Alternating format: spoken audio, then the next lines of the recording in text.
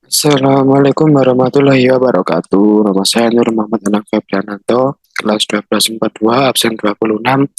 Kali ini saya akan menjelaskan materi tentang radioaktivitas. Yang pertama, materinya ada empat, yaitu pertama pengertian, kedua pemanfaatan, ketiga dampak, dan keempat cara menanggulanginya.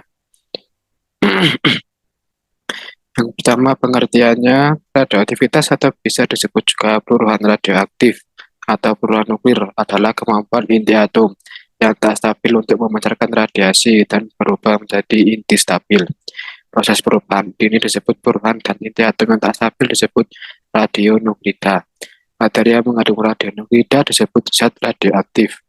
Peluruhan merupakan perubahan inti atom yang tak stabil jadi inti atom yang lain atau berubahnya suatu unsur radioaktif menjadi unsur yang lain yang berbeda. Intinya, radioaktivitas yaitu pemancaran sinar radioaktif, yaitu sinar alfa, beta, dan gamma secara spontan oleh inti-inti yang tidak stabil, jadi inti-inti yang lebih stabil. Kemudian yang kedua ada pemanfaatan. Pertama di bidang kedokteran, itu isotop Na24 di dalam natrium klorida atau NaCl digunakan untuk meneliti peredaran darah di dalam tubuh manusia. Selain itu ada isotop L131 yang mana digunakan untuk melihat cara kerja getah tiroid yang ada di dalam kelenjar gondok. Nah, itu ada juga isotop dari Fe59 yang digunakan untuk melihat kecepatan produksi sel darah merah di dalam tubuh seseorang. Yang kemudian ada di bidang biologi, isotop C14 dan juga isotop O17 saat ini digunakan untuk mengamati proses fotosintesis pada tanaman.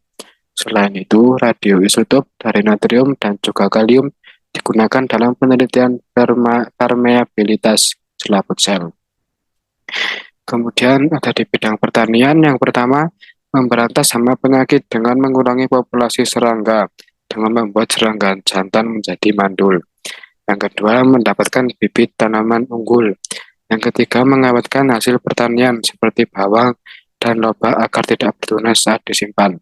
Yang keempat, di bidang industri, pertama, manfaatnya mengukur ketebalan kaca. Yang kedua, menguji kepadatan benda tanpa merusak benda tersebut. Yang ketiga, mengukur ketebalan kertas. Yang keempat, menjaga produksi timah dalam pembuatan kaleng. Yang kelima, mengawetkan benda-benda dari kayu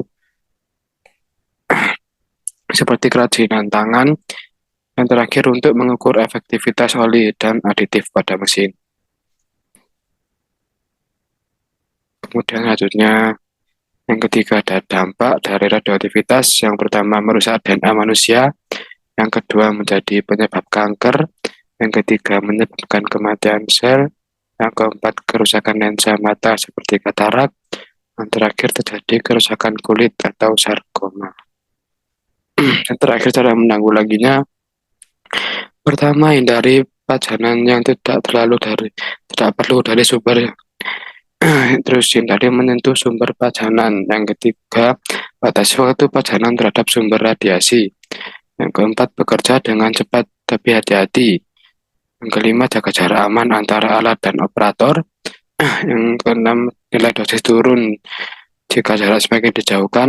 Yang ketujuh, memastikan bahwa probe assembly atau alat atau kamera diamankan dan dikunci dalam tempatnya pada saat tidak digunakan. Yang terakhir, memastikan alat sudah diuji kebocoran setiap tahunnya. Hubungi pemegang izin atau petugas keselamatan radiasi untuk tanggal terakhir uji kebocoran. Untuk quotes dari saya, hidup memang berat, jadi jalani saja. Sekian dari saya. Wassalamualaikum warahmatullahi wabarakatuh.